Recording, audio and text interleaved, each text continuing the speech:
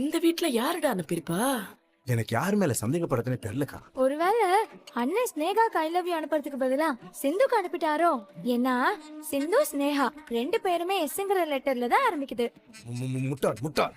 அவன் நீங்க உன்ன மாதிரி தப்பா மெசேஜ் பண்றதுக்கு. இல்ல ஒருவேளை தூக்க கலக்கத்துல மாத்தி கூட அனுப்பியிருக்கலாம்ல. டேய், எனக்கு என்னமோ இதுக்கு முன்னாடியே பயங்கரமா பிளான் பண்ணி சிவாவை ஏமாத்திருக்கான்னு தோணுது.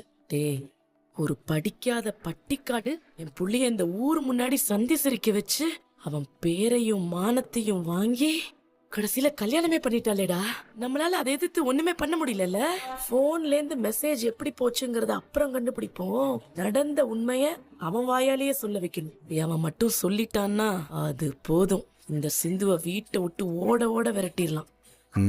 ஆமாக்கா, சிந்துவை விரட்டிடலாம். சிந்து, போட்டோ எல்லாம் ரொம்ப நல்லா இருக்கு. ஒண்ணு பண்ணு, இத கொண்டு போய் ரூம்ல வை, சிவாவும் பாக்கட்டும். எனக்கும் அவனுக்கும் கொஞ்சம் கூட செட் ஆகாது. நாங்க ரெண்டு பேரும் பிரியறதுதான் எங்களுக்கு நல்லது. நாங்க ரெண்டு பேரும் சேர்ந்து வாழ்ந்தா தினம் தினம் எங்க வாழ்க்கை நரகமாவே இருக்கும். இப்போ நீ என்ன சொல்ல வர பைரவி? இன்னும் கொஞ்ச நாள் நான் இந்த வீட்ல இருப்பேன். என் மனசுல இருக்கிறத புரிஞ்சுக்கிட்டு ஆறுமுகமே என்ன அனுப்பி வச்சுட்டான்னா நான் ரொம்ப சந்தோஷப்படுவேன்.